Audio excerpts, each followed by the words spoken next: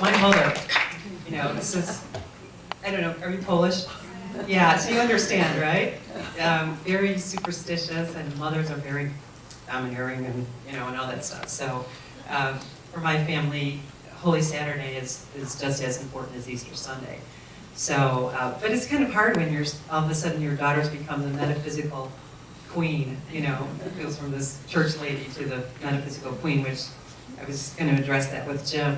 Anyway, my name's Denise Sutherland, and I was born Denise Kania back in my Polish days. Happened to marry a nice Scottish guy. Anyway, love the name Sutherland.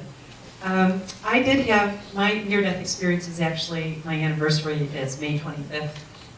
Coming up, it'll be 2 years.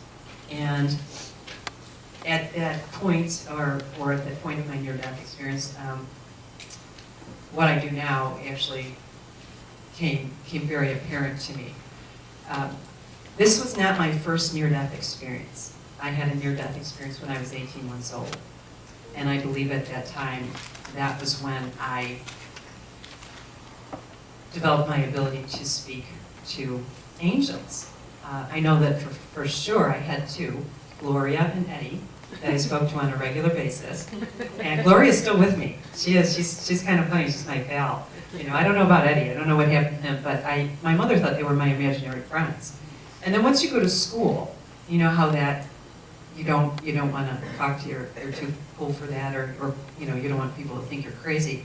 But how this all came about, I think my interest in, I think because of my near-death experience at 18 months, I was very, very interested in spirituality. We lived with my grandmother, and she, of course, was a Polish Catholic woman who had her little prayer book and a rosary, and she was also blind. So I was always hanging with her. There was something about her energy that was really, really incredible.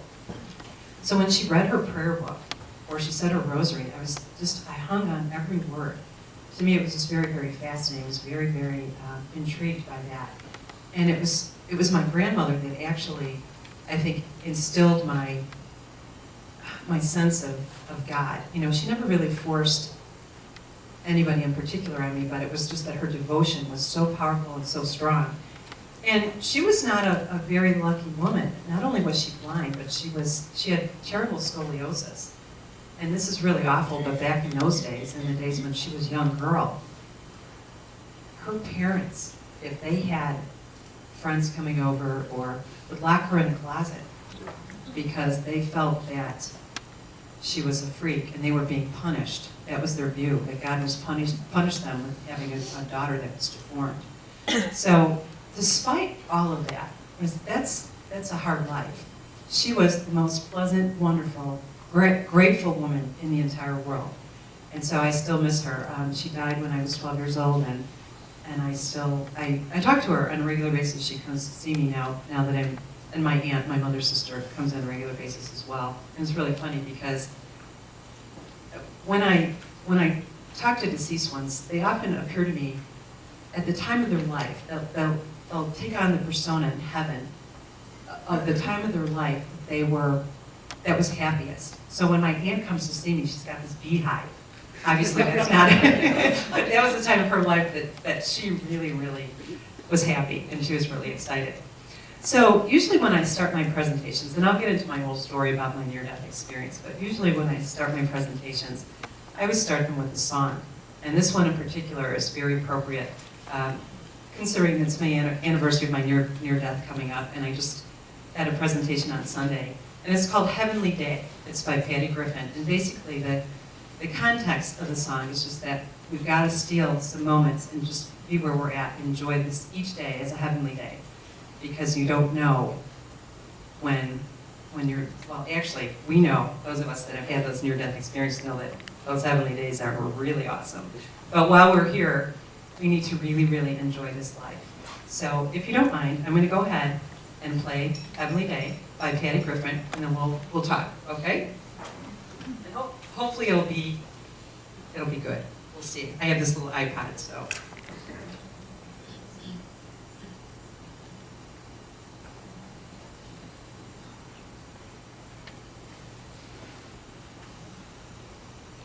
Can you hear it okay? All the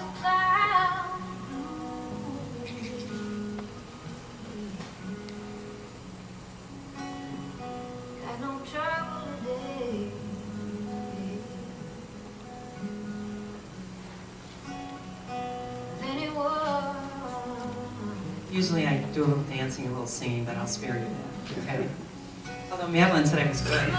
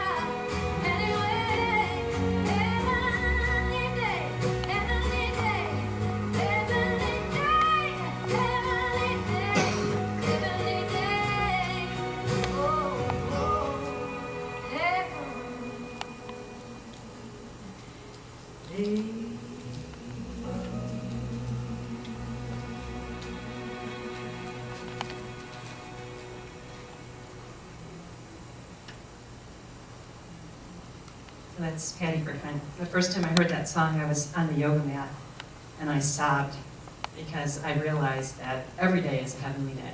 And so now when I sign a lot of my emails, I say, make it a heavenly day. People probably think, okay, whatever. But, okay, so let me just give you a background, and then we'll get to the near-death experience. I know that a lot of you have questions about angels, and I'd be happy to answer your questions about that. I was a stay-at-home mom for about 20 years, and I knew that I had a great purpose, but at that time I was raising my kids.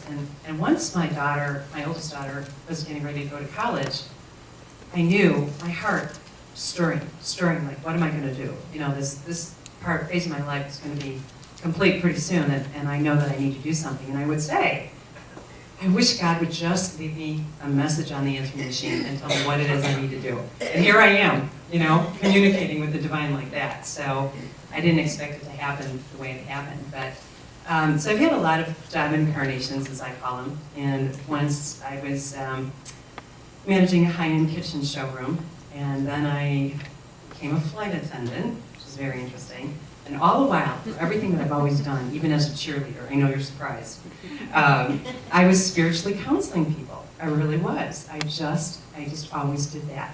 And so in many of my lectures, people say, well, what is my life purpose? And you say, what's your thread? What were you doing? You know, all through your life, there's always a thread. Well, my thread was spirituality and spiritually counseling people. So at the end of my little experience flying, my son, he was 15 at the time, he said, Mom, I know that you love your job, but this is so hard on us, because I was gone a lot. And so that's all I had to hear. And I went in my next trip and resigned. And then I was just sort of, what am I going to do now? And I loved yoga. We were talking to Jake and Claire about yoga. I love yoga, and I was doing 2 styles of yoga. One was called Bikram yoga. Has anybody ever heard of Bikram yoga? It's a hot yoga, 105-degree room, 90 minutes. And then I was doing just a regular vinyasa yoga at another studio. And so I decided, well, you know what? I think it'd be a really good idea for me to become a yoga teacher, because I just love yoga, and I happen to love counseling people, and I love to teach people, because I taught religious education for 15 years. And like I said, I was the ultimate church lady. So I had an aura photo taken at one of the yoga studios that I went to. And this woman just looked at my aura photo and said, wow, do you know how to ride a bike? And I thought, gee, that's a weird thing to say when you look at someone's aura. And I said, of course I know how to ride a bike. She goes, you know, you're very psychic. And it's just a matter of you getting back on that bicycle and learning how to ride. And she said, and besides, you're covered with angels. She said, I've never seen so many angels in an aura photo before. She said, you have the Archangel Michael, and actually in this photo, you could actually see a guide on my right side. You can actually almost make out the face and everything. It's pretty amazing. So what do you do with that? You know, what do you do with that information, that you're kind of psychic and you've got angels, and you know, what do you do with that? So she ran a bookstore at a massage school, and she said, come to see me at my bookstore. So I don't know why, she didn't tell me why, but I did. I went to see her, and she turned over an angel card for me. And I don't remember what the card was, but whatever it was exactly appropriate to me at that time, and I about fell over. So I bought a deck of angel oracle cards. And you know, when you grow up Catholic, anything that's demonic, you know, but I thought I'd take a chance anyway, because it was pretty, they were all very loving and uplifting and, you know, very God-based and so forth. And so I bought my first deck of angel cards, and I started to work with them. I was amazed at the guidance that I was receiving. It was basically confirmation of things that I had already thought, or whatever, you know. So I started to work with the cards, and I was getting pretty good, to the point where I was starting to do some readings with friends and getting pretty good at it. Well, I had this decision to make. I was going to become a yoga instructor, and there were 2 yoga trainings. One was Bikram, which was in Los Angeles, and it was for 9 weeks, and it was really expensive. Or one was the one in Naperville that was once a week for 9 months. That was a fourth of the cost. So because I'm a Capricorn and I never do anything easy, I decided to take the Bikram training. And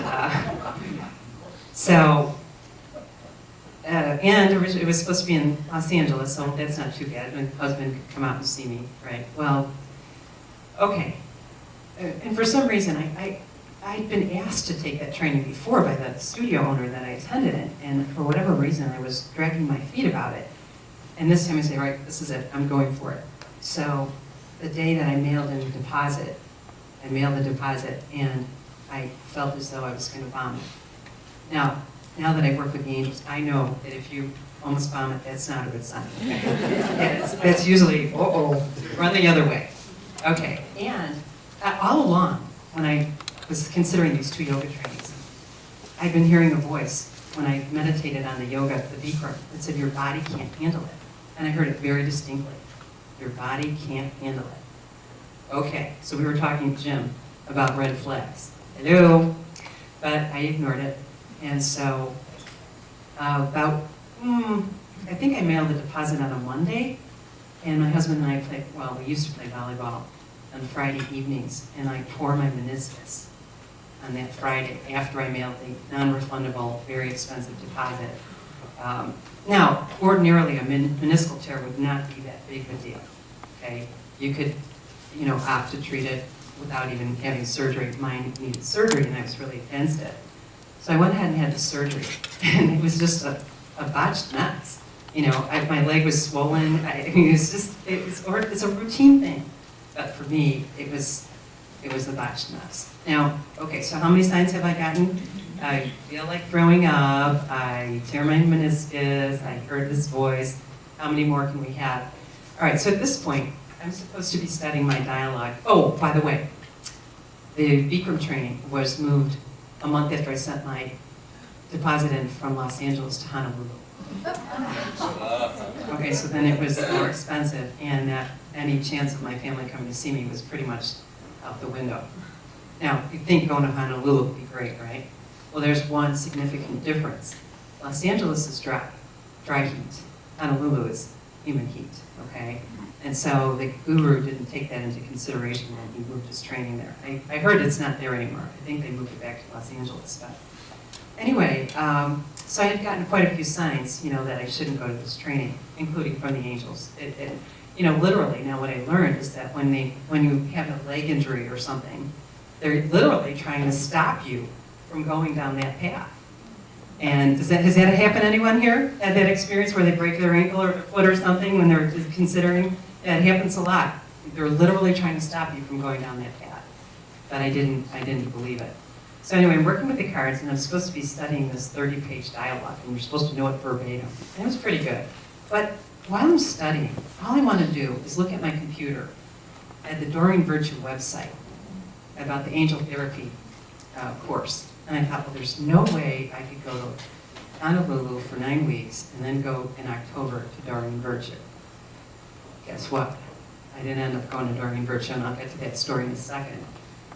So I go to Honolulu about this day. I think it was April 14th when I left. And I knew that night I was in big trouble. I knew the night that we met with the guru. There was 312 of us in the Ilukai Hotel, which is where they used to film the Hawaii Five-0. So it was pretty dated, but they had turned the old arcade into the yoga training room. And ironically, there was a clinic in the hotel, thank goodness. So that night we're listening, and I just knew that this was wrong. I just knew. I should have just said, I just should have gotten on a plane and gone home, but I stayed because, it was non-refundable. So at that point, everything was paid up and there was no way. So the way it worked, I was accustomed to doing Bikram yoga maybe 6 days a week in a 105-degree room for 90 minutes. But at the training, we practiced 2 hours in the morning and 2 hours in the afternoon in 125-degree heat, and that's not an exaggeration. Okay, that's not an exaggeration. And the whole point was to break you down emotionally, spiritually, and physically. Okay, and then you'll be a clean vessel for when you're out there teaching. So it was not a good thing. It just was not a good thing for me. Now, ironically, there were some people that suffered from dehydration and things like that, but I was the only one that really had physical problems. And so in the first 10 days, I lost 10 pounds. And I'm not a skinny person, but I looked very, very, when I looked in the mirror, I frightened myself. It looked, do you remember the movie The Birds, when the people got their eyes pecked out? And that's how I looked. My clavicle bones were I really, really looked scary. And I felt really weak. I felt really terrible. So on the 10th day in the morning class, I actually had an out-of-body experience. I don't remember the 2 hours. The whole time I was gone. I know I didn't have a near-death experience, but I had an out-of-body experience and woke up by myself well after the class had finished. And so my roommate said, you really look terrible. I felt so weak. So we went down to the clinic, and I ended up in the emergency room that day. And I got an IV because my serum sodium had really, really dropped. And so from that point on, I was taking supplementation, salt tablets and electrolytes. And the administration accused me of being anorexic. And honestly, believe me, I love to eat. I'm not anorexic. And that was just ludicrous. It really was. And so basically, this continued, this cycle. So every 10 days, I would have to get an IV. I was like a potted plant, I'd get my water, I'd be fine for a while, and then I'd dehydrate. I'd be back and forth, back and forth, back and forth. But I kept going. And we worked in small groups. And my group, they became like my family. And so on the Friday of the 6th week, my group, which was we became such close friends, and they monitored me. Now I realized they were angels. They said, you're looking pretty skinny today. Maybe you should go to the clinic and get a blood test. So this is kind of bad, don't you think? I mean, everybody knows the routine. And I had to kind of hide this from the Bikram staff because they didn't believe me. I mean, they didn't take my condition seriously. So I went to the clinic and I was on the first name basis with the doctor and his receptionist. And it was the Friday before Memorial Day. And he said, you know, this is Honolulu and it's the Friday before holiday and nothing in Honolulu works smoothly or quickly. And it is a holiday, so I'm going to order a staff pickup on your blood. This is before the afternoon class. So I said, okay. And he said, stop and see me before you go to class. We'll see what your blood work is like. And I go back, and he said, no, you're not going to class. And I said, why is it? Why am I not going to class? He goes, well, a normal serum sodium level is 136 to 145. And mine had been going down and down as the weeks went on.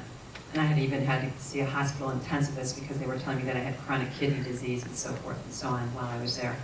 Because your sodium is down to 121, and at 120, you go into organ failure.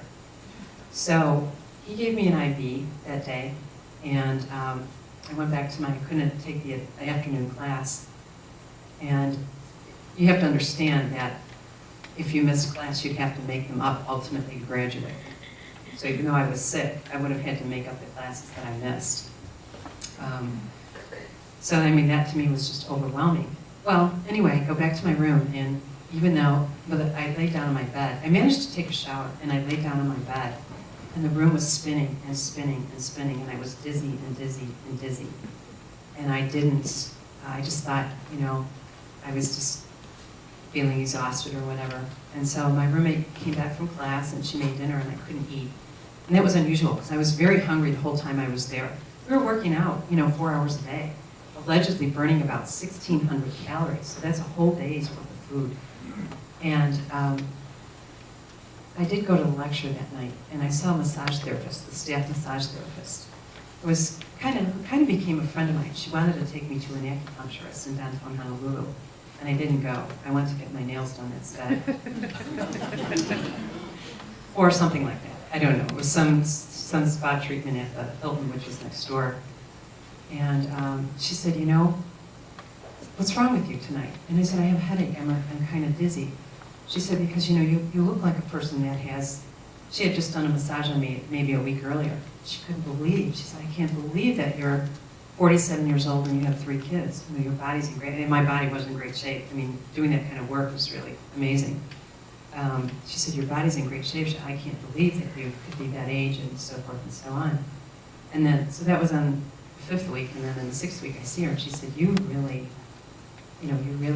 don't look good. You look like a person that has kidney disease. So she came in the lecture hall. She wasn't supposed to be there, but she came in the lecture hall to give me some Reiki.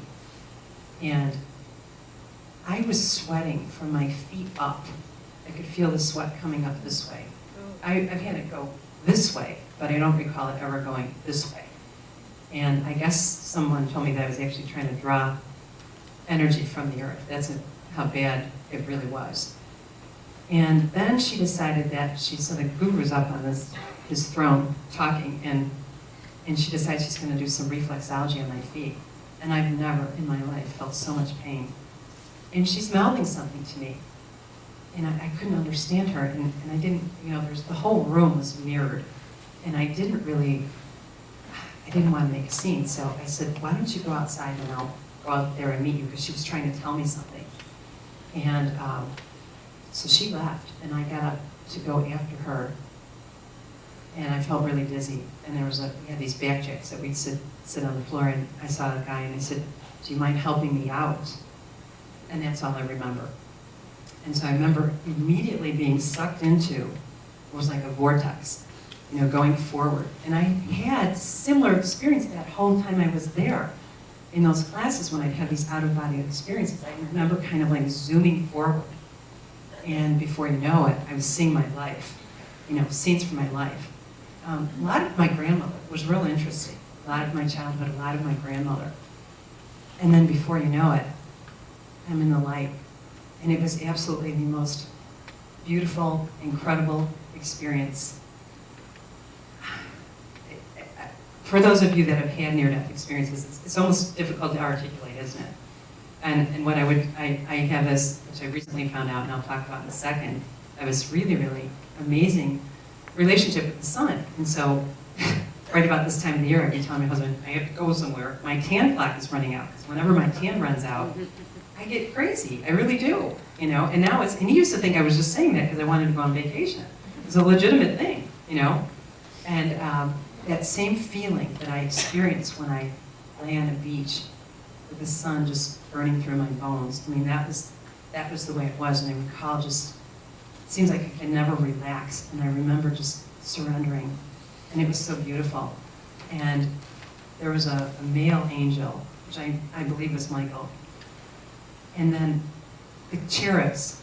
Now, you'll read in some of the angel books that there are no such things as cherubs. That they're really not babies, that's the way they're portrayed. But I saw babies.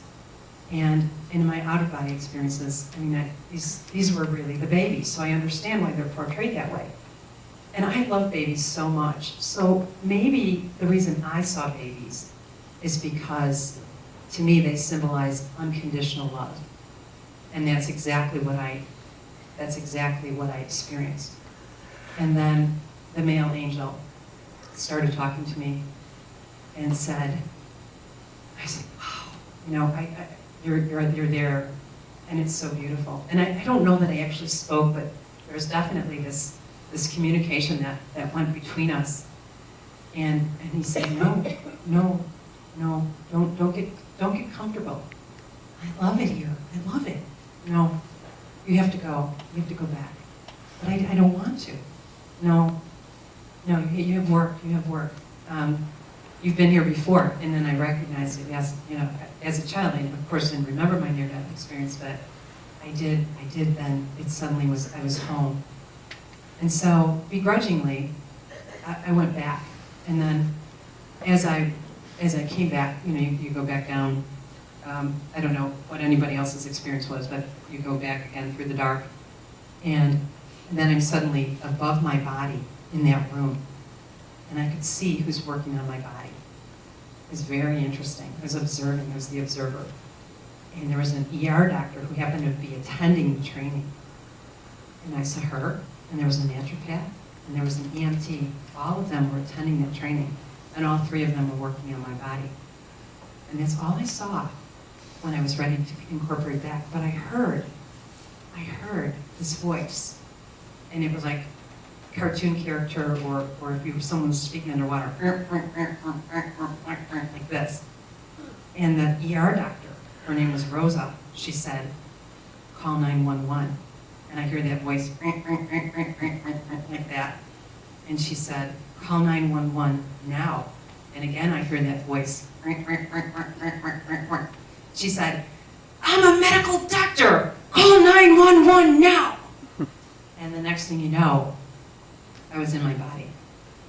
And I was shaking, and I was seizing, and I was then again frightened again, and tense and worried. And so then that experience, that beautiful, peaceful, unconditional loving experience that I had was now over, and I was back. Well, it turned out that voice that I heard, that was the director of the training, who was not wanting to get me medical attention. So I would have died. I mean, I would have died. And so Rosa saved my life. So basically what happened is I went to the hospital. I guess I became coherent in the ambulance because I remember them asking me some very personal questions. And then I got to the hospital and I had to have a CAT scan because they feared brain damage because I guess my brain is what went out first. It was okay. I'm okay. And I was pumped up with IVs, and 5 hours later, I was in a cab and on my way back to the hotel by myself. Nobody there for me, okay? So Rosa, the ER doctor, came in the next day before class, and she said, oh, my roommate did come to the hospital, and she came to see me and said, I'm gonna go back to the hotel now because I have to go to class tomorrow and you don't. Okay. Anyway, Rosa, the ER doctor, came in the next day, and she said, Denise, I would like to talk to you. I said, sure. She said, why? You need to go home. And I said, why? Why? I was 3 weeks away. Denise, you need to go home. You're a young woman, you've got 3 kids, you need to go home. Rosa, really? Denise, you need to go home. Well, she understood. She understood that I died for that. We both did. I was, at that point, talk about ego. Hello. So, she said, next time you will not be so lucky. So she witnessed, she knew what happened. So later that afternoon, I was by the pool waiting for the reflexologist again. And I was really weak, really, really weak. And a girl from the training walked by and she said, I know that you have your angel cards. I guess she knew that I wasn't going to be there much longer. She said, I was hoping that I could get a little bit of a reading from you. I said, okay, well, I'll go get my cards. No, I know you're weak. No, let me go get my cards.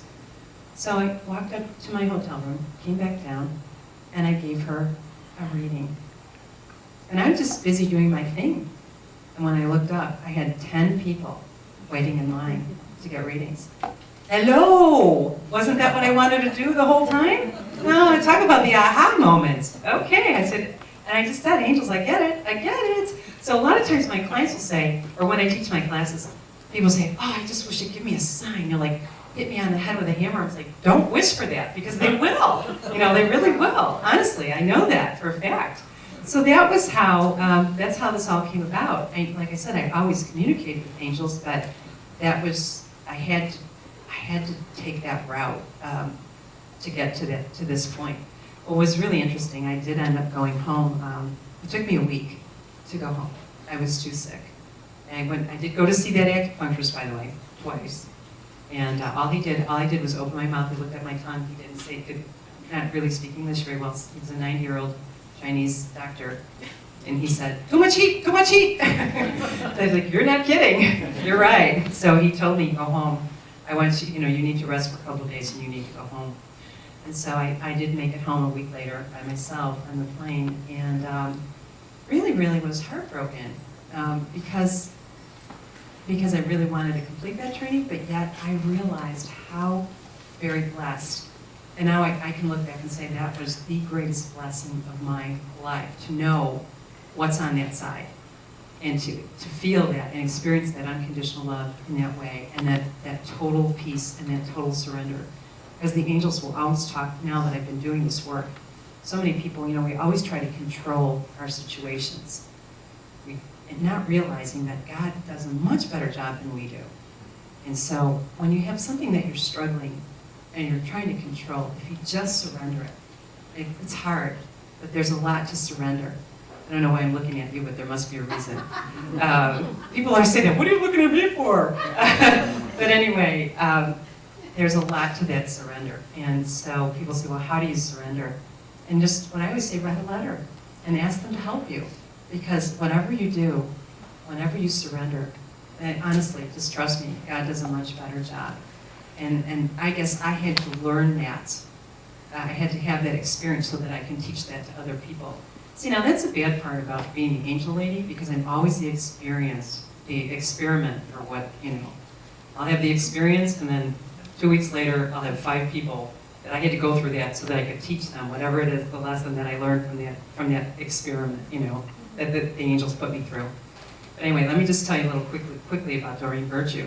So I get home and I'm trying to recover, and my blood pressure at that point was like about 80/40. And it took me a long time to recover.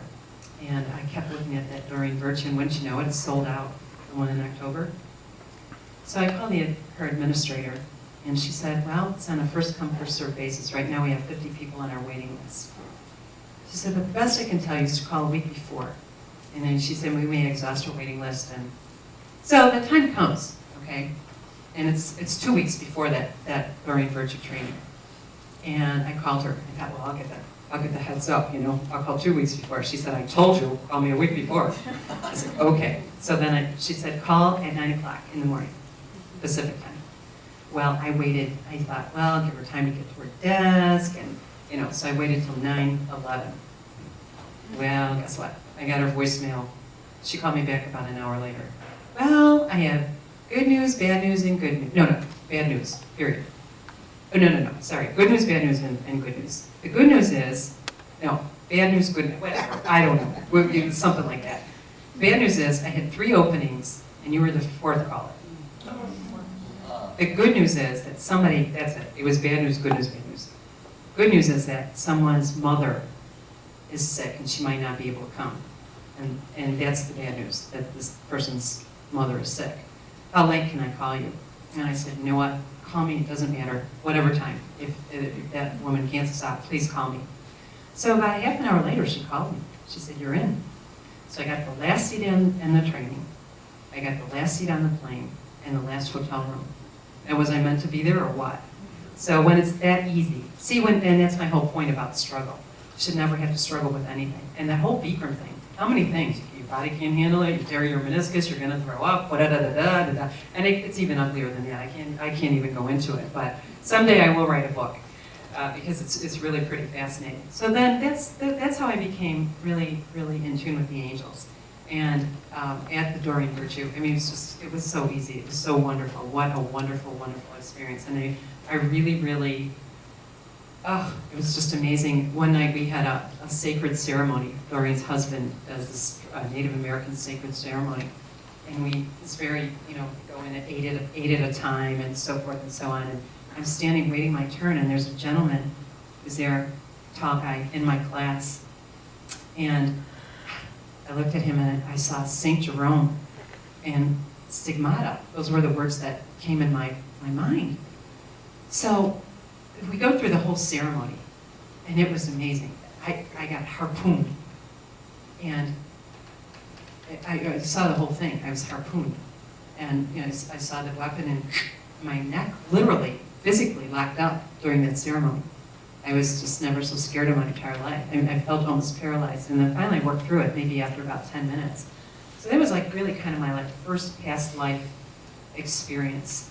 And then we had to go down to the beach, and there was a ceremony down there too. And I passed this guy, and I said to him, St. Jerome. And he said to me, yes. And so the next day at lunch, I went up to him and I said, Gary, did you understand what I said to you yesterday? He goes, yes, you're the 3rd person that told me that I was St. Jerome in a past life. And he shows me in hands like this, and he's got the stigmata on his hands. So that was pretty amazing. It's pretty cool. And then I knew I was all right. I was really I knew that what I was getting was real. Because Rosamond and I were talking, it's really difficult to know when you get information from people, whether or not it's real. You don't have, it's not like something scientific that you can verify. It's not like my husband who's an accountant, the numbers don't lie, or they tell the truth, You just have to really, really be in faith constantly that what you're getting for people is the real deal. And I'm very fortunate because right after I got back from the Doreen Virtue Seminar, I started to get writings from the Archangel Michael. So I get automatic writings. Does anybody here do automatic writing at all? Okay, it's really it's great, isn't it?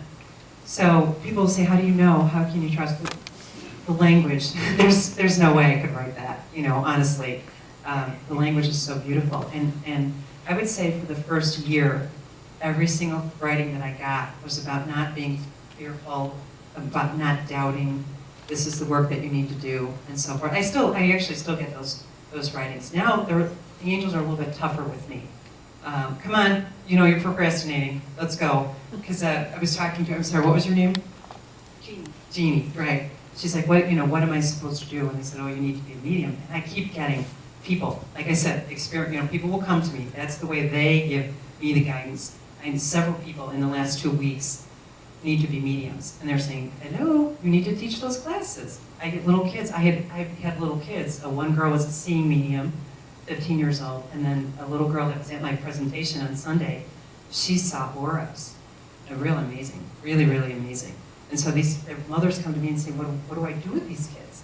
And that's another thing that I'm getting guided to do, is to open, have a place where kids can come that are so gifted that they can gather and talk about their experiences. Okay, so now you want to know about about angels. So that's my near-death experience. I revisit it every day, and I am so grateful. I am absolutely grateful, down on my knees grateful, because it was just the most beautiful, beautiful experience. And you know, those of us that have been raised in religious traditions have been taught that there's a hell. And I don't believe it at all anymore. I believe that our hell is here. And our adversary, or our demon, is our ego. As in my case, for the B Corp training. Absolutely. Really. I mean, come on. Who else? But the angels wouldn't let it happen. They wouldn't let him. They're saying, we'll fix him. I keep saying he's a guy, but my adversary. But that's really what I believe, and that's what I've seen. And so now, what is angel therapy, and how do I do it? Well, the angels' primary mission, and this is what I've learned from them, from working with them, is to get you to live your divine purpose. And all of us have a very, very important divine purpose. And basically, everybody's divine purpose is about helping other people in some way. So you could be a mortgage banker who doesn't give the loan to the person that can't afford that loan, okay? So everybody has, and that you might not, you know, some people say, well, why do this? How can this be divine? Listen, everything is. You know, so just because the work that I do is divinely sanctioned doesn't mean that, you know, everybody's divine purpose is in some, it is divine, actually, even if it seems mundane. So what I do, people say, well, what is it that you do in your readings? I say, well, I'm not like a regular psychic. I'm not going to say that your dog's going to die tomorrow and you're going to win $1 million on Monday. It doesn't work like that. What I'm going to tell you is what the angels want you to know. Okay, whatever's dragging you from your path, if it's a relationship, if it's old patterning, because you know, so many of us believe things, or are conditioned to believe things about ourselves that just aren't true. So we've got to get through that. And that's usually what I'll identify. And so many of us have had traumas, you know, sexual abuse or some kind of abuse of some sort that we need to get through. Some pain that's overwhelming, okay? And the angels will help us do that. So basically what I do, I just say I'm the messenger of the messengers. That's what I do, I'm the ambassador. And I just talk about them. And so when I do a reading, I will zoom in on what it is that they want to say. And Rosman and I had this discussion. I'll usually get an image, and it'll be symbolic. So for example, one girl that I had, and I use her a lot because it was just the strangest image, it was an L bracket. And I thought, what in the world am I going to do with this? My husband, I'm really good at interpreting like vanity license plates. What a gift! Because now I need that, and for that interpreting those symbols that I get, you know. So they show me the symbol of an L bracket. Now keep in mind that I don't see an L bracket with my physical eyes, I see it in my mind's eye. And I had to think about it for a second. I said, you know, I think there's some things in your life you need to shore up. And she just laughed. She goes, you aren't kidding. And so from that, and that's how the whole reading will evolve. And you know what's really interesting? They will use one symbol, and that one symbol may have 5 or 6 meanings that they tie together in a very neat little bow. It's amazing. They always amaze me. So anyway, how do you communicate with angels, Denise? Well, it's not always that easy. And that's why I really, really highly recommend using oracle cards, because that really gives you a pretty good idea of what you're understanding. We all get our guidance, we all do. Sometimes, but our adversary, remember that good friend that sits on our shoulder and talks us down? Our adversary will tell us to question or to doubt. So the angel oracle cards are actually a really, really good way to interpret what you get in terms of guidance. And but what is the classic way of communicating with the angels? Where everyone has a primary, but there are 4 ways. One is clairvoyant. Okay, so that means seeing. And when I say seeing, it could mean seeing with your physical eyes, because some people do see with their physical. Now, I don't see angel images, but I see light. I see energy. All right, that's what I see. You can also, clairvoyance could be dreams, as you know, but seeing angels can also be signs, okay? For example, I had a client who did a reading for her, and it came up that her faith was very shaky. She was just she wasn't believing. So I said, you know, I just get that you're not believing that things are going to be okay for you. Yeah, that's right, oh, no, you know. So anyway, turn over the card. First card I get is the believe card. And she's shocked. And she goes, oh my goodness. And I said, what's that? She goes, do you know, I see on the bus everywhere, believe in something better. Okay, so those are ways. Those are signs. So pay attention. Numbers are signs. Anybody here have repeating numbers? Okay, yeah. Numbers are really, really, and usually if they're 444, that's thousands of angels around you. 111, which I get a lot. What's your thoughts? You're manifesting, good or bad. So be careful what you think. You know, so numbers are real important. Feathers, those are the classic, you know, the actual physical signs. Feathers and birds. I get a lot of birds come through on deceased ones. So-and-so, you know, I'll do a mediumship reading for someone and I'll say, you know, your mother is coming to you in the form of a robin. Oh my gosh, I just saw 20 robins on the road the other day. All right, so birds, feathers, coins, that's usually a good sign. That's money. Not always, believe me. I keep finding pennies. But usually that's a good sign that the angels are with you. And then one exercise I love to do at my workshops is to have everybody just be quiet and just close their eyes and listen and ask your guardian angel for their name. And I'll have people say, well, I heard Roberta, but that can't be right. I'm like, why not? You know? So you can't question. I mean, if you hear the name Roberta, then that's your guardian angel, okay? And then I'll also do a little exercise where I want everybody just to see what they feel, if they feel anything. And so someone will say, well, you know, I felt my face, movement on my face, or my hair was standing up. Has anybody here had that experience where come on, everybody's had that experience. Come on, fess up, let's go. They're always near us. They always are. They really are. You don't have to see them. It's okay. Now, someone was talking about actually seeing an angel. Who was that? Raise their hand. You actually had an angel before you. You know, don't forget, people. Yeah, sure. I mean, some people actually see.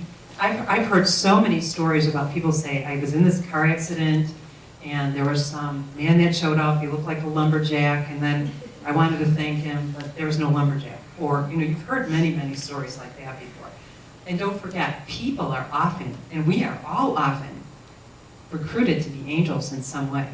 Like those, Rosa, the ER doctor, and the naturopath and the EMT that worked on me, that were attending the training, they were all there to act as my angels. I really believe that. And the acupuncturist, the Chinese medical doctor, and the reflexologist. They were all there to be the angels that saved my life. So we all act as angels for one another at some point. Okay? So seeing. So those are some ways you see. You can see in your mind's eye. Okay? You might get a fleeting image. That's the way I see them. That's clairvoyance. Clairaudience, hearing. Now, doesn't necessarily mean that you'll hear a voice, but then again, it might. You might hear something that says, no, don't go that way. That's your angel. All right? When I hear, it usually sounds like my own voice. It usually sounds like me talking to myself. Okay? So that's why it's easy to question. You know, you say, well, your body can't handle it. Well, it's probably just me thinking that, right? No. Actually, I have heard the physical voice before, and it's kind of funny. It's pretty powerful. It really is. So hearing can be a song. It can be a song. You can hear something, and it might have a lot of meaning to you. I had a friend that was struggling with something. Struggling, here we go again, struggling, right? Turned on his car radio and said, let it be, speaking words of wisdom, let it be. Okay, so that's hearing. Those are signs, okay? Did anybody here ever have the experience of hearing their name called upon awakening? I knew you did, that's why I was looking over there. You did too, right, Lady in the Red? Have you heard that? Yeah, definitely. I've heard that a lot. Denise. Oh my gosh, I love that. Remember, was it last year? When was the earthquake that we had? It was like about a year ago. The one down in New Madrid or whatever. I felt the bed shaking. I'm like, yes, they're here! And it was the earthquake. So I was just so disappointed. I was like, oh, they're on my bed. I'm so excited. You know, because I don't get it that way. And how about, all right, so a lot of us are knowing, very knowing. And I use this example too. When I was a little kid, my brother used to always say, you know, that sibling competition, he'd say, oh, you know everything. And I really did, you know. And there are some people, they just do, because they get, it's like a download. It's like their email, there's an email, ding, and you just have the answer. And Rosalind, that's what you were saying in the reading, somehow that information would just show up. And that's exactly what it is. It's just this clear, that's called claircognizance. It's clear knowing, okay? And then of course there's the clear feeling. All right, so butterflies in the stomach, anybody who wants to admit it? Okay, goosebumps? Ringing in the ears? Oh yeah, okay. Any more signs? Tingles. Yeah, tingles, very good. Breezes, something like that. That's clear feeling, gut feeling. You know, like that in the mailbox thing, that's feeling nauseous. My daughter is in Italy, or our daughter is in Italy, and she went out with a guy for a long time, and they broke up, and she was over it. She's in Italy teaching English, and she called me and said, Mom, Wes wants to come see me, what am I going to do? And I said, well, do you want to? Well, I don't know, because she's real nice, and she didn't want to say no, and da-da-da. And they said, well, what did you feel when he said he was going to come? She said, I felt like I was going to throw up. And I said, I'm not going to say another word. We have to make your decision. Well, guess what? He didn't show up. So that was good. So I'm trying to teach my kids, and they're getting it, you know. Well, slowly. You know how it is. But anyway, so those are some of the signs that you get from the angels. And I'm sorry, what was your name? Who was talking about listening? Was that you? What is your name? The near-death experience? Not listening to your signs? Yeah, what was your name? Gary. Gary. Do you mind just talking just a bit about some of the signs that you got before you had your stroke? Do you remember those? Sure. Okay. Just had very clear sense that I didn't belong somewhere, that I was ignoring that because I had promised to finish the project. And, you know, every time I tried to continue to finish the project, I got this reminder, you belong here, you belong here. So I basically had decided, similar to your Bikram experience, I had decided that I know, but I'll do that as soon as I'm done. You see what I mean? So, you know, they were really warning him. Really, really warning him. How many people have had things happen? Like, you hear it so often with stroke and heart attack victims. They've got the signs, they're on the treadmill or whatever, you know, and they ignore it. So, I guess the thing is, it's better to err on the side of caution than to keep ignoring, because now I know. And like I said, I'm serious. If you ask for a sign of getting hit in the head with a hammer, look out, you just might do it. Because what happens, you know, I'll have clients that'll come back 4 or 5 times, and the same thing will come up for that client. There's one lady that comes to my presentations at Saturday World every single time. I need direction, go to school. She hates that, but if they're going to give you advice, they want you to follow through with it. There's something very, very valuable in that.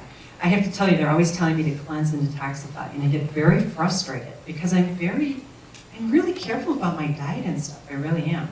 So, yeah, sometimes we went to a black tie about a month ago, and I had like more than 1 glass of wine, maybe 2. But for me, that's like, whoa. And sure enough, the next day, what do I get? Reprimanded. Cleanse and detoxify, you know? So it's kind of funny how it works. If you're getting guidance that you need to lose weight, or that if you're getting headaches when you're drinking coffee, then that's a good sign, really.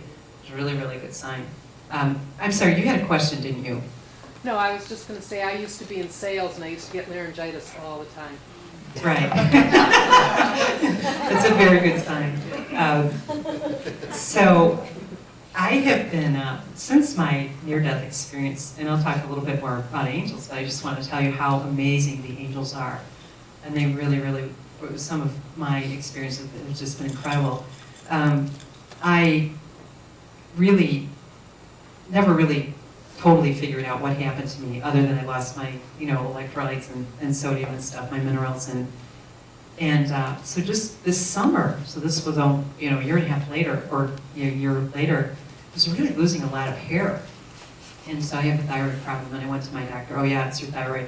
So she just upped my medication, and usually that would work, but I was still losing my hair. And so I called a friend of mine who's really, really well versed in nutrition, and he said, it sounds like you have some heavy metal toxicity. So I contacted my doctor to get a test for heavy metal, because I eat a lot of sushi. I'm a sushi fanatic. And she sent me to a naturopath that was in the same place. And that naturopath, it turned out that I had Lyme disease, okay? And I had no idea. She said, do you recall having bullseye rash? And I didn't. When I was in her office, I didn't think about it. And that night, my husband and I were having dinner, and he said, oh my gosh, I do remember I had one on my cheek 28 years ago, okay? But the symptoms, what happens with Lyme disease is first you get sick, you get flu-like symptoms. Well, now I know that, I didn't know that at the time. And then eventually it starts working on your immune system. So usually the first thing that'll go out is your thyroid. And guess what? 3 months later, I gained 30 pounds. My hair was falling out, that's when my thyroid went out. And then it goes to your kidneys and your adrenal, it just starts working on your immune system. I've actually been really lucky, because many people at this stage would have chronic fatigue and much worse. So I've actually been very, very blessed. And so wouldn't you know it, I find out about the Lyme disease a week before I'm supposed to go to John of God.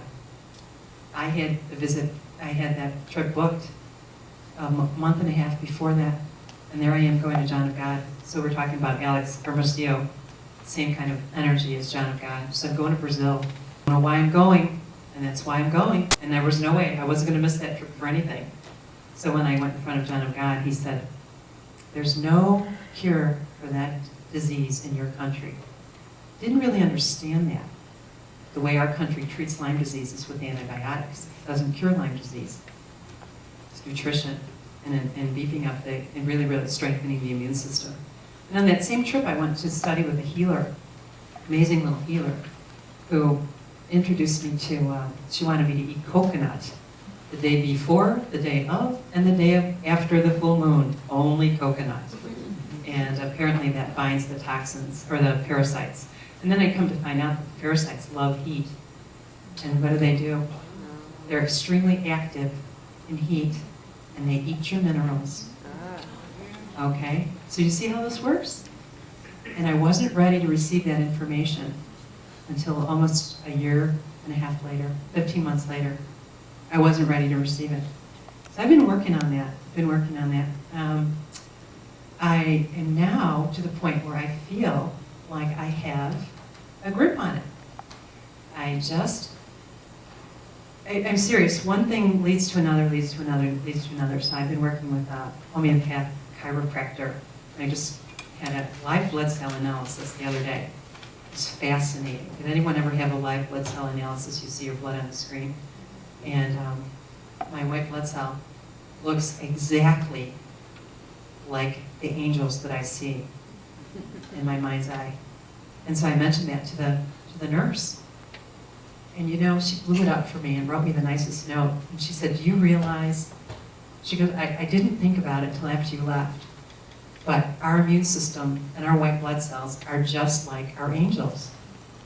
They give us symptoms, they give us warnings when things aren't right. Isn't that amazing? I forgot to bring the picture. It looks just like the angels that I see in my mind's eye, just exactly like it. So I feel like I'm on the road. I think it's going to work this time, and I'm really grateful. What's really interesting? A lot of people will ask me about, well, what's the difference between an angel and a spirit guide? So your dad, for example. Well, angels are pure beings of light, so they were just created by God, and they have not been incarnated. There's only two exceptions. The Archangel Metatron and the Archangel Sandalphon are the only two angels that have lived.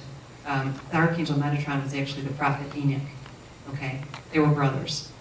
They're the only, humans that have become angels. people that have lived on this earth that now serve as spirit guides, they're considered spirit guides, okay? And the difference between angels and spirit guides is that the angels are egoless. Spirit guides will still have, so say for example, you may have Armand Hammer as one of your spirit guides, okay? He has an ego. He still has some motive.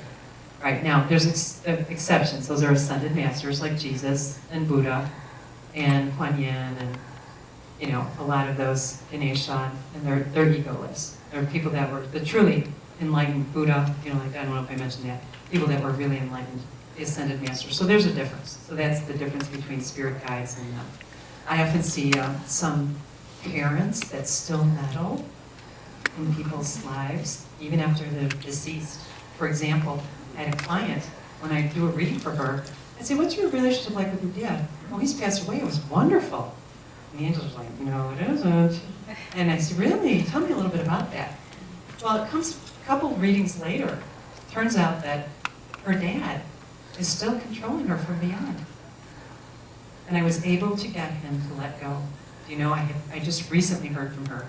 She said, can you do for me, she had an attachment to a guy, can you do for me what you did for me with my dad? Okay, but this guy's alive, he didn't die. So that's the difference between angels and spirit guides. Your angels, their guidance will always be loving and uplifting. It'll never be dark. Whatever they're going to tell you is for the benefit, your benefit, for your highest good. Okay? They may say, no, don't go that way. But it's for very good, like, don't get in that car. Okay, that was her classic example. I'm sure everyone here has had an example of where they wanted to go, or maybe they thought they should go this way, or they wanted to go this way, something made them go that way. So now I honor those feelings. I really do. I always tell the story about one time I was running and I thought I should go that way, but I really wanted to go that way, so I went that way. And then it led to something really, really beautiful. You know, it was just a really, really nice jog. Do you have a question? Well, it seems like you're confusing, or I'm confused by your use of the term spirit guides with deceased loved ones.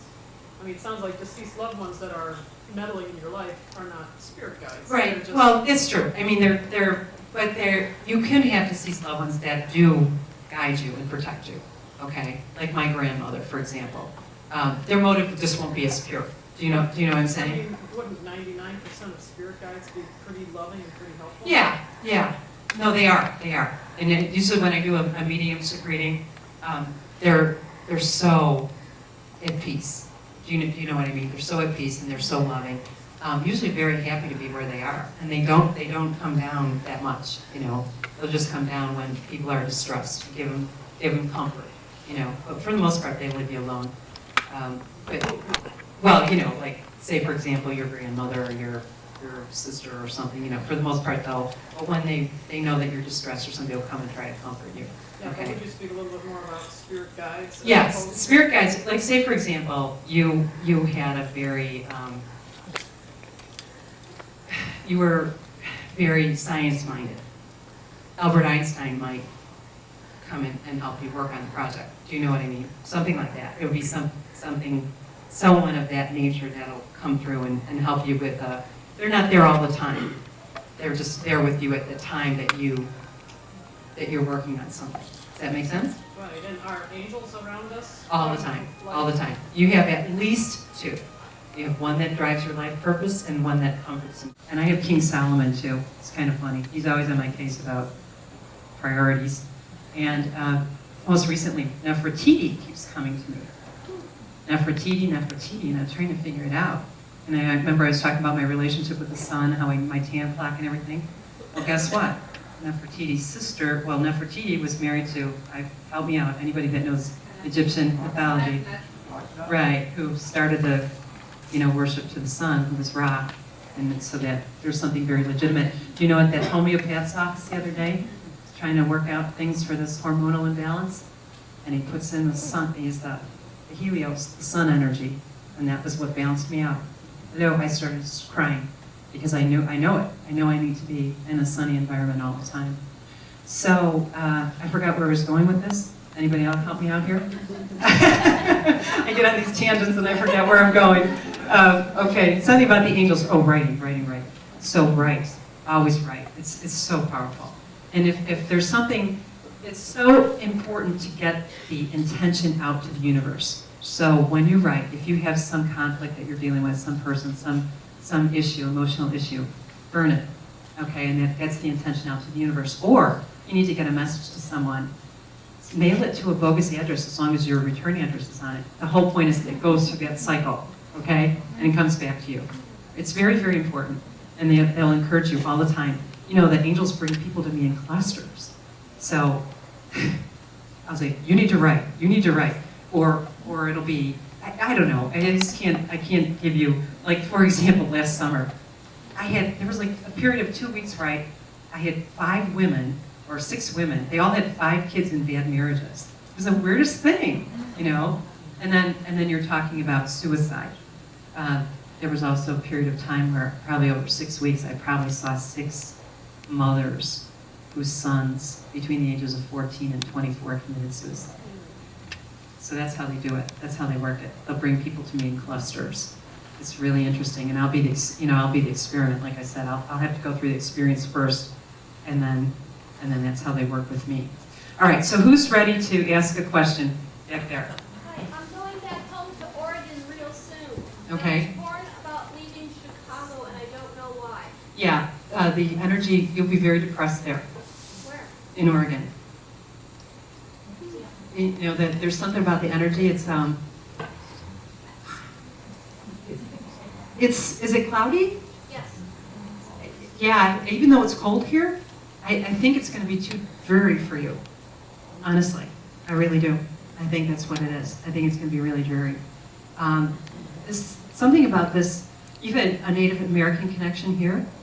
No, I heard my spirit guide is Native American, and I live on Mount Hood. Oh, you do? You live there right now? Yes. Okay. But you're here just visiting? I have to stay to help my parents get their situation better, and now it is. Okay. Okay. So Mount Hood is in Oregon? Yes. Okay.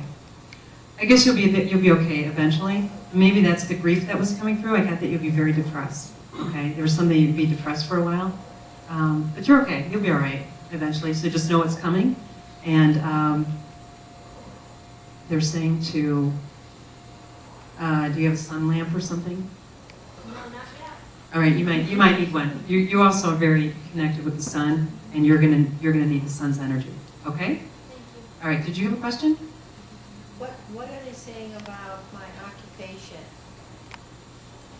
Are you in some kind of medical profession now? Social services. Okay. You know what? You're very empathic, and so you pick up that which you work with, and so this is going to be really. You would be a great librarian. Did you ever think about that? No. Do you read a lot? I like to read. I haven't been doing it lately, but I don't want to be a librarian. Okay. Well, you definitely need to be in the energy of books. Okay? So either working in a library or in a bookstore or writing. All right? It's got something to do with books. So you really, really need to get out of what you're doing eventually and get into some area, maybe even publishing would be good, but you've got a lot of energy of books around you. Okay? Will the job that I'm in now be changing soon? I think so. Yeah, I think so. And it'll be naturally dismantled for you. Okay? They'll make the decision for you. You won't have to do anything. It'll be a good thing, though. Really, really positive thing. Okay? Okay. Thank you. You're right there. I reconnected with a man I dated 30 years ago, about a year ago, and fell madly in love. And I'm really confident about how it's going to work out. But because of circumstances, we've decided to take a 6-month break. We're 1 month into it, and I'm now into the point where I'm being self-destructive. Yeah, you need to be back with him. What was the purpose of, why did you take a break? Well, it's a little personal. Oh, okay. Oh, I'm sorry. No, you need to be together, okay? Well, maybe we could talk offline. Yeah, okay, yeah. You definitely, you need to be, you're soulmates. And so you need to be together. Okay, you got a question? Yeah, I retired Mhm. a month or so. I'm Mhm. very open to whatever the angels suggest. You should get into healing. Have you thought about that? Yes. Have you done Reiki or anything like that? In the past, Yeah, get back into that. Yeah, that's what you need to get into. All right, no question? Yes, I decided sometimes on and off relationship very present. On and off relationship? You deserve better. That's what they said. Okay? You have to set your sights for yourself higher. Okay? You don't like that idea. Your classic example doesn't want to hear what I have to say. All right, so yeah, you need to, you think big. Think big. Or you can ask, here you go, here's the thing. Ask them to elevate him to your level, to your vibrational level. Okay? Ask the angels to do that so that it'll work out. I'm very positive on my career choices. Okay, what are you in medical school? You were in medical school? Mm-hmm. You know, that's you're a self-sabotager, okay? So you tend to give up. You know, you don't believe in yourself enough, okay? And they don't want you to do that anymore. They want you to keep going, right? They want you to really believe because you need to be in you need to be a doctor. And if you don't want to do it conventionally, then you can think about being a homeopath or a chiropractor. You can be in an alternative field, but you need to be a doctor. Okay, you were a doctor in a past life, and so that energy just keeps creeping up on you. Okay, and what happens, like Diane said, if you don't do it right in this lifetime, what happens is the bar will be raised higher in the next lifetime. So you're supposed to be a doctor. You can. So difficult? Yeah, that's you have blockage. You know, like you don't feel deserving of it. Okay, so you have to start really, really loving yourself and believing in how intelligent you really are. And you're so intuitive about the body, okay? And so you have to just go with your intuition about the body, you'll be fine. All right, so if you don't want to do conventional medicine, you can do alternative medicine, but you need to be in you need to be a doctor of some sort, okay? You might even want to, maybe, it'll come in, yeah, maybe you should do some research. I kind of like Oriental medicine for you. I kind of like it. I see you doing acupuncture and Oriental medicine. Did you ever think about that? For a few seconds, okay. That's where you need to be. And so you need to be a doctor of some sort, okay? So start researching. You have a question? Well, first of all, I would like for you to tell angels. Okay, angels. What's your name? Susan. Susan loves you. And he said, oh, we love you so much. And you know it too, don't you? You have Michael with you, and you have the Archangel Ariel. She said courage, you need courage, okay? So you're a very beautiful person, and you need a lot of courage, all right?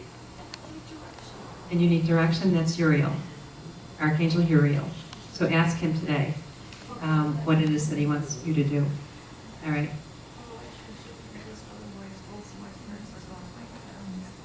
Your entire family is gone? Someone trying to reestablish a life without the foundation of anything, and I feel lost. I'm getting stronger. Mm-hmm. My parents are leaving. Oh, they are. Oh, they are. They are. Absolutely are. They're absolutely with you. And the angels, you're loaded with angels. You're loaded with angels, and they're saying, just bide your time a little bit longer, and you're going to find everything is going to work out for you, okay? With your relationship? I don't know that that's supporting you as much as you need, okay? So, do you communicate that? Have you communicated that to the person?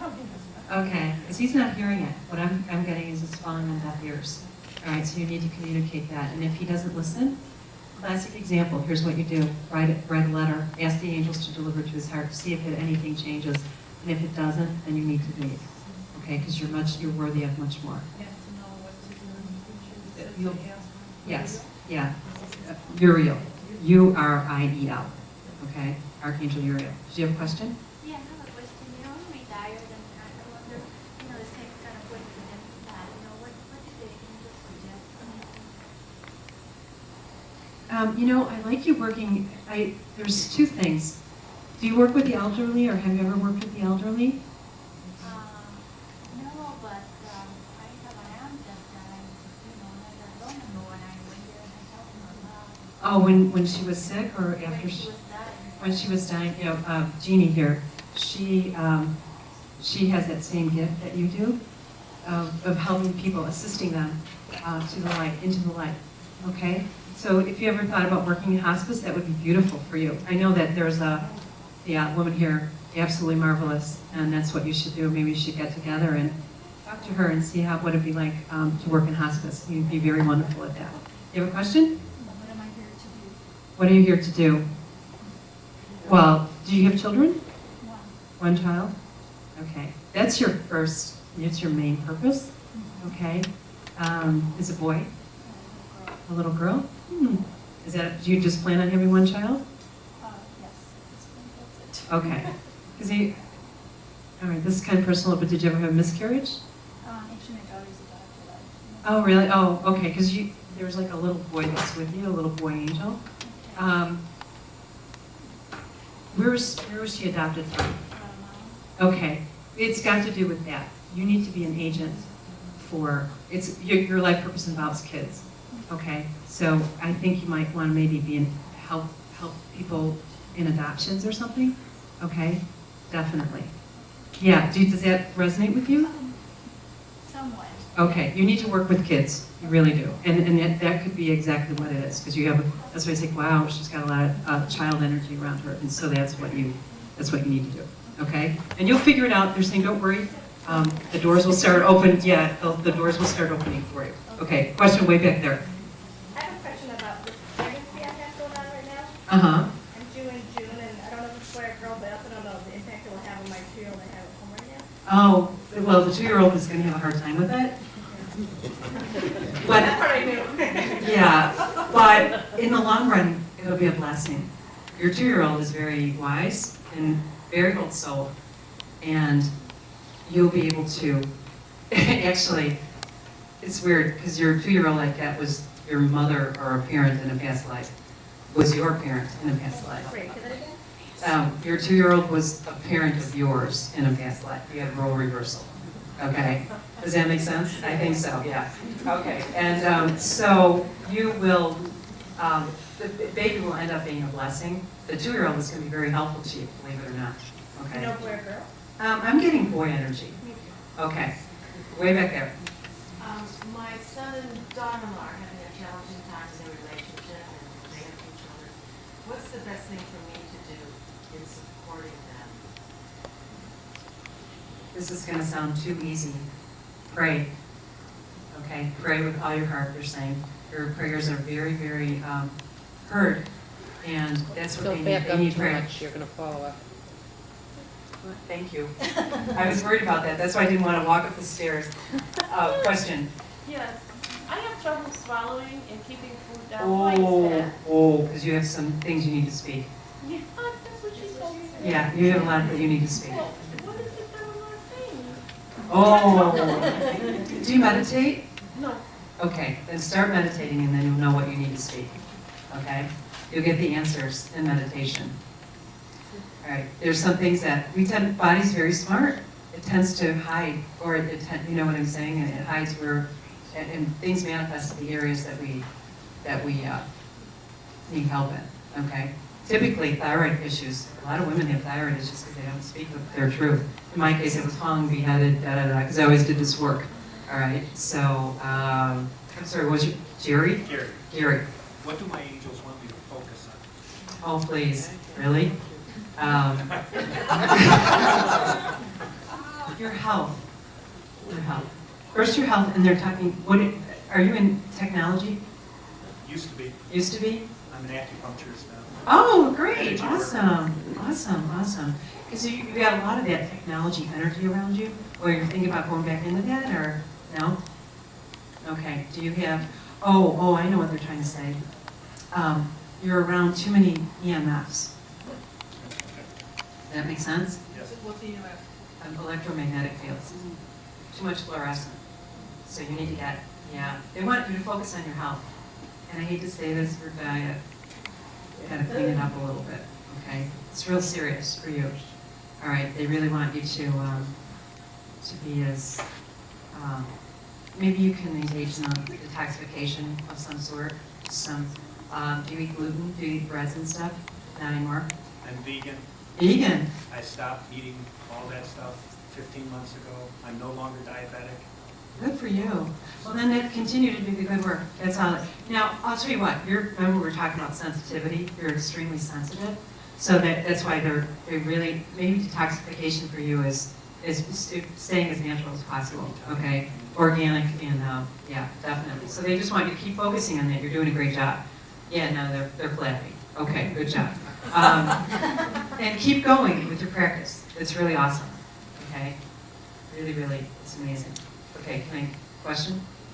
What should I be going towards? What direction? I've got a lot of challenges in my life now. I don't know what to focus on. I want you to focus on yourself. You're a nurturer, you're a giver, and you have to put you first, okay? That's really a priority. They're very serious about it, okay? You tend not to want to put you number one, but they want you to be number one. Can you do that? Can you change? Can you revamp your schedule so that you're number one? You deserve, they're saying you really need to reward yourself, all right? You're not a very good receiver, so they want you to focus on receiving rather than giving. Okay, bring that into balance, and then a lot of really, really good things are going to start coming into your life, okay, once you can receive more. Okay? Question? I'm wondering where I should be putting my energy right You still have kids at home? now. Yeah. The high school? No, older. Older? Oh, okay. That's the answer. That's kind of the answer. You got to start empowering them, okay? So same thing, kind of the same thing. You need to be kind of focusing on you, that you're done with that kid thing, and you don't need to be worrying about that. Actually, you need to be having some fun. When's the last time you took a vacation? Last month. Last month? Well, you need more than that. No, seriously, you need some rest. Do you do yoga? Yes. Okay, good. Because I like that for you a lot, or the angels, I say I, but they really, did you ever think about being a yoga instructor? No. Okay, what do you do currently? Well, I retired a while ago, and so that's what I don't know what to do. Yeah, you know what, I really like you in that whole yoga environment. I think you'd be really good.